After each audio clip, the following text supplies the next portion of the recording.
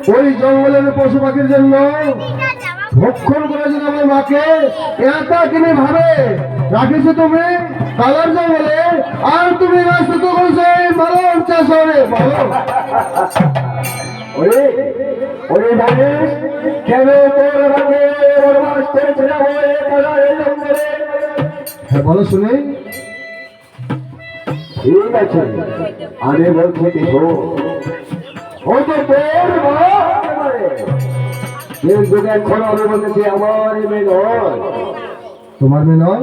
হয় তাহলে সে কার মেয়ে? সেই জগতে পৃথিবীর কোনে? কিসের করে করে নানাজি তুমি বলো, আমার নির্ভয় বলো। পূর্বে না বিবাহ না হওয়ার পূর্বে যদি গর্ভবতী সন্তান থাকে তাহলে মেয়েটা এই জগতের মাঝে কলঙ্ক কেড়ে। ওহো, আমার মার হয়নি বিবাহ, ছিল কুমারী, তার গর্ভের সন্তান আমি। কি করে দেবে? কি করে আমি? যার জন্য আমার মাকে বনবাস করেছিলে তুমি, তাই না? আমি ঠিকই করেছিলাম। ওহো নানাজি, তবে একটি কথা শুনো, এখন কি করে আমার মা কলঙ্ক করি সে তুমি বলতে পারবে? আমি বলতে না পারলেও সে আমি এই দুই নয়ন দিলে যা দেখতেছি এই সমাজের মুখে, সেই জন্য আমি বলতেছি যে তোর মা ভতিজ দেব সন্ধ্যা যদি হয়ে থাকে হয় তাহলে এই জগতে সেও কলঙ্কিনী। কলঙ্কিনী? নানাজি, জন্মের প্রথমেই দিয়েছিল আমার মাকে তুমি কুসুমন্ডের ঘরে, আর নারী ছাড়া পুরুষ মর্মার মুখ দেখিবার নেই বলে, তাহলে কি করে আসতে বলো তুমি? করেছিলাম আমি ভেবেছিলাম যে ওই আমার রানীর গর্ভে যদি ছেলে সন্তান হতো তাহলে এই জগতে হতো হবে। তারপর যদি সেই নারী সন্তান জন্মগ্রহণ করতো তাহলে মনে করেছিলাম যে এমনও ভাবে রাখবো এই পৃথিবী এই সতী। তাই? তারপরেও তোমার মেয়ে কি করে অসতী?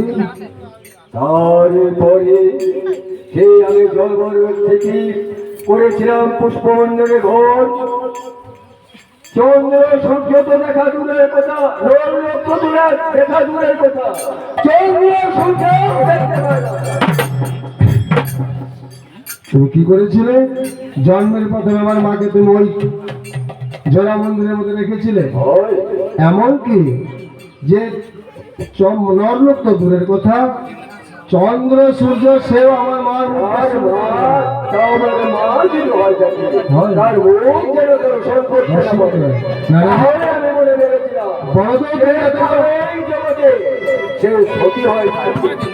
বড় তো তুমি এত বড় অহংকার করেছিলে কেন?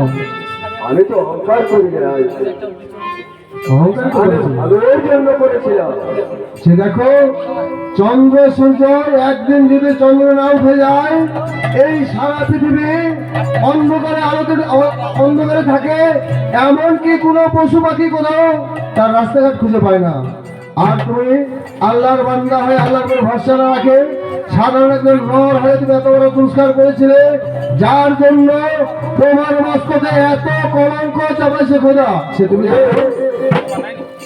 তুই যেটা বলতেছিস আমি মনে করবো সে একটা ভুল। আমি শোনো, তুমি বলবে আমি শুনছি। প্রত্যেকটা বাবায় চাত, প্রত্যেকটা মা চাত যে আমার সন্তান যেন মানুষের মতো মানুষ হয়। কেউ এই পৃথিবীর লোকে কলঙ্কিনী হতে চায় না। ঠিকই বলেছি তুমি। সেই জন্য আমি মনে করেছিলাম যে ওই জনসংখ্যাকে আমি মানুষের মতো মানুষ করে তুলবো, আর এই পৃথিবীর বুকে সেটি সত্যভাবে রাখবো। তুমি ঠিকই করেছিলে। জন্ম থেকে 18 বছর বয়স পর্যন্ত তুমি তাকে ভালো করে মানুষ করেছিলে, এমনকি তার কাছে দাসী ছিল, এমন তুমিও তার মুখ দর্শন করতে যাওনি। সে খাওয়া দাওয়া ভরণ পোষণ সময় পেয়েছিল, তার কোনো ক্ষতি হয়নি। আর কাজটা করো করে জানো? একমাত্র তুমি তার দায়, তার দোষী তুমি। কি করে আমি তার গায়ে? কি করে তুমি দায়? হয়। এই দেখো পূর্ব পশ্চিম উত্তর দিকে 4টা দিক রয়েছে। 4 দিকের মধ্যে তুমি 3 দিকে পূজা করো, আর পশ্চিম দিকে তুমি 1000বার পদঘাত করো। হ্যাঁ, আমি এখনো ভাবতেছি ভাই, এখনো বলি যে চারটা দিক রয়েছে এই পৃথিবীর বুকে, এই 3টা দিক হলো আমাদের হিন্দুদের জন্য, তারপর আর একটা দিক হলো তোদের জন্য। একটা দিকে আমার জন্য। হয়। ঠিক আছে, তুমি যদি সেই দিককে মানবে না তাও খুশি, কিন্তু কি অন্যায় করেছিল পশ্চিম দিকটা? হ্যাঁ। সেইখানে আমার বীর বাবার মন্দির থাকে, তার মস্তকে তুমি পদঘাত করেছিলে, আর সেই পদঘাতের প্রতিবাদ তোমার মস্তকে এত বড় কলঙ্ক দিয়েছে যে তোমার কুমারী মেয়ের গর্ভে সন্তান আসলো কি করে? আমি সেটাই বলতে চাচ্ছি যে পূর্ব দিকটা হলো আমাদের হিন্দুদের, সেই সূর্য পূজা হয়, ব্রহ্মা পূজা হয়। উত্তর দিকটা হলো আমাদের হিন্দুদের, সেই কালী পূজা হয়, অন্যকে দেবী পূজা হয়। তারপর দক্ষিণ দিকটা হলো আমাদের হিন্দুদের, দক্ষিণ দিকে সেই গঙ্গাসাগরের পূজা হয়, তারপর আর পশ্চিম দিকটা আমার জন্য ও পশ্চিম দিকটা তোমার দিকে না, তোমার জন্য নয়, হয়। আর সেই জন্য তাকে তুমি ঘৃণা করো। আর তার পশ্চিম দিকে যত দেব দেবতা থাকে তার মস্তকে তুমি 1000বার পদঘাত করো। আরে আমি ঘৃণা করতাম না, কেন ঘৃণা করছিলে তুমি? আমি ঘৃণা করেছিলাম কেন, যে তোদের মতো মানুষটা আগে সেই পশ্চিম দিকে হত্যা করতো, এমনকি কোরবানি করতো। তারপর দুর্গা আর দুর্গা কোরবানি করতে করতে এই পৃথিবীর লোকে আর করে, তারপর তারপরে কোরবানি করার ধরল সে গাড়ি গাভী। হয়। তারপরে কি হচ্ছে নানাজি, ভালো শুনে? আর আমি চিন্তা করেছিল পশ্চিম দিকটা কেন, সেটা তুই এখনো ভেবে দেয়। নানাজি, তবে একটি কথা জেনে রাখো, বলো। জন্মিলে যে মৃত্যু তুমি জানো না? জন্মিলে যেদিন তুমি জন্মেছো সেই দিনে খোলা তোমার দপ্তরে মৃত্যু লিখে দিয়েছে। এমনকি এই পৃথিবীর যত পশু পাখি গাছপালা সবের একদিন মৃত্যু হবে। ও, এটা তুই আমাকে বোঝাচ্ছিস, আমি সেটাও বুঝতেছি। কারণ পূর্ব দিকে যেরকম তুমি ধর্ম পূজা করো, পশ্চিম দিকে যেরকম তুমি, দক্ষিণ দিকে কালী পূজা করো, তুমি যেরকম ওই কালী পূজা করতে গিয়ে সেখানে তুমি কোনো পাঠা বলে তো সেটা তো একটু জীব। আর পশ্চিম দিকে আমার মতো মুসলমান করে যখন গরু কোরবানি করে, সে তো আল্লাহর ওয়াস্তে কি কোরবানি করে, আরে সেটা ঠিক, সেই তো সেই জীবটাকে আমি ঘৃণা করে সেই দিন থেকে যে আমার এই কৃষ্ণের পোশাক দাবিতে ছিল, যখন দেখে কৃষ্ণের পোশাক দাবিটাকে হত্যা করতো, সেই দিন থেকে আমি পশ্চিম দিকে পদঘাত করি। প্রত্যাঘাত করো। হয়। সেই কারণে নানাজি এই জগতের যত কলঙ্ক, সমস্ত কলঙ্ক এই মধ্যলব রাজাকে সমস্ত কলঙ্ক চাপে যে নর লোক দেখবে, এমনকি যত দেব দেবতা রয়েছে সবাই দেখবে। এবার শোনো, আমার মা কি করে অসতী আর কি করে গর্ভবতী। হ্যাঁ, তাহলে আমি যেটা করেছি আমি ঠিকই করেছি। এই করেছিলে, হয়। কারণ তুমি ভুল করেছিলে। না না, আমি এখনো বলতেছি যে আমি যেটা করেছি ঠিকই করেছি। তুমি মারাত্মক ভুল করেছিলে। এবার তুমি শোনো, আমার মা কি করে গর্ভবতী। হ্যাঁ, যে দেখো, উত্তর দক্ষিণ পূর্ব পশ্চিম 4টা দিকে 3টা দিক তুমি পূজা করো, পশ্চিম দিকে পদাঘাত করো। সেই দিন খোদা তোমার উপরে বিরাজ হয়ে গুলালকে মেরে একটা পদ্ম ফুল তৈরি করে দিয়েছিল। আর সেই পদ্ম ফুল একে একে আমার জননী জন্ম থেকে যখন 18 বছর বয়সগত হয়ে যায়, সেদিন এই সারা পৃথিবীকে সূর্যের তাপ দিয়ে কোনো মানুষ, কোনো প্রাণী এই দুটি গরমের জন্য থাকতে পারে না। সেদিন আমার মা ওই ঘরের মধ্যে দম বন্ধ হয়ে যাচ্ছিল। আর সেদিন আমার মা দাসীকে বলেছিল, হে দাসী, আমার পিতাকে বলো এই ঘরের মধ্যে আমি থাকতে পারতেছি না, গরমের জেলা আমার গাও পড়ে যাচ্ছে, আমি ওই দরিয়ার মধ্যে স্নান করতে যাব। তোমায় বলেছিল। এবার তুমি কি করেছিলে? সেই ঘরের থেকে নিয়ে দরিয়া পর্যন্ত তুমি প্যান্ডেল বানায় দিয়ে সুইম করে ওই দরিয়ায় পাঠাই দিয়েছিলে কি না বলো শুনে? আমি ঠিকই করেছিলাম।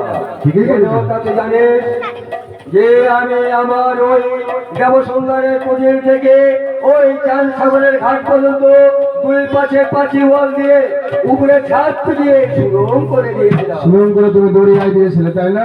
ওই যে নরলোক তো দূরের কথা, নরলোক তো দেখা দূরের কথা, চন্দ্র সূর্য যেন তার মুখ দর্শন দর্শন করতে না পারে। আর সেই দিন খোদা তোমার কাছে সুযোগ নিয়েছিল ওই ফেরেশতাকে মারে একটা পদ্ম ফুল তৈরি করে সেই দিনে ওই পদ্ম ফুলকে দরিয়ায় ভাসে দেয়। ওই পুষ্প আমার মা রাখে পড়ে তখন দাসীকে বলেছিল, হে দাসী, এই সুন্দর পুষ্প তুমি আমায় ধরিয়ে দাও। যখন দাসী সেই পুষ্প ধরতে যায় তীরের মতো পুষ্প ভুলে চলে যায়। তারপরে আমার মা যাবো সুন্দর বলেছিল, দাসী, সেই পুষ্প যতক্ষণ তুমি আমায় ধরে দিবে না ততক্ষণ মতো আমি এই জলের থেকে কোথাও যাবো না। ঘন্টার পর ঘন্টা যখন গত হয়ে যায় কখনো ওই পুষ্পকে ধরবার না পায়। এবার যখন আমার মা এক পা দুপা করে আগে যায়, হাত যখন আগিয়ে দেয় তীরের মতো পুষ্প আসে আমার মার হস্তে পড়ে যায়। আর সেই পুষ্প হস্তে দিয়ে যখন নাকে গন্ধ, ওই দিন থেকে আমার মার উদর হয়েছে বন্ধ। কি করে আমার মা অসতী নানাজি? ওই যে আমি এখনো বলবো যে তোর মা অসতী। অসতী? ওই এবার বেশ তুমি যে বেঁচে রেখে সেই বিবাহ না হওয়ার পূর্বে সেই গর্বে সন্তান রেখে সেটাই এই পৃথিবীর করুণ কেড়ে। কারণ আমার মা কোনো পরপুরুষের মুখ দেখেনি, কারোর সঙ্গে কোনো সঙ্গ করেনি। কারণ আমার মা সাধারণ একটা পুষ্পর সঙ্গে সঙ্গ করেছিল। আর সেই সঙ্গের ফল এই দুনিয়াতে আমি নানাজি। তবে আমি যদি আমার কথা তোমার বিশ্বাস না হয় এই কথা তুমি আমার মাকে জিজ্ঞাসা করবে। আমি যেই কথাটা তোমাকে বললাম আমার মা জানে না যে আমি কি করে আমার মার কাছ থেকে এখানে এসেছি। যখন আমার মা তোমার সাক্ষাৎ নিয়ে আসবো তখন তুমি বলবে সমস্ত কথা, আমি যেটা বললাম সেটাই আমার মা বলবে। বেশ, তাহলে আমি তোর কথায় বিশ্বাস করতেছি না। এবার যদি পারি তাহলে তোর মাকে নিয়ে আয় আমার নিকটে। বেশ, তার মুখের বাণী শুনবো। যদি বলে উপবিতা যে এই গর্বের সন্তানকে নিয়ে তুমি আমাকে বনবাস করেছিলে ওই তারার নাম বলে বেশ নানাজি, তবে থাকো এই সম্মুখে রয়েছে তোমার ওই সন্তান, তাহলে আমি বিশ্বাস করবো, অন্যথা আমি বিশ্বাস করবো না।